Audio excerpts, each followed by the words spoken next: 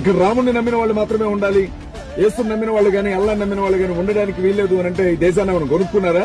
మీ అయ్యా జాగీరా ఇదేమన్నా? పరిస్థితులు ఇట్లాగే కొనసాగితే ఇది అంతర్యుద్ధానికి దారితీస్తుంది. మతం పేరుతో మనుషుల మధ్యన గొడవలు పెరిగితే భారతదేశాన్ని రెండుగా విభజించాలి అన్న డిమాండ్ వస్తుంది.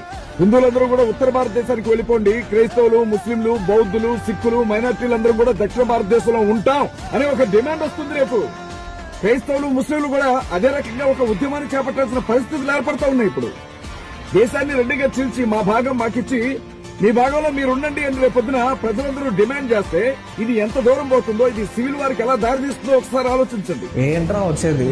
ఎవరిని రెచ్చగొడుతున్నావు? హిందూస్ అంతా నార్త్ ఇండియాకి వెళ్ళిపోవాలా? మీరు ఇక్కడ ఉంటారా?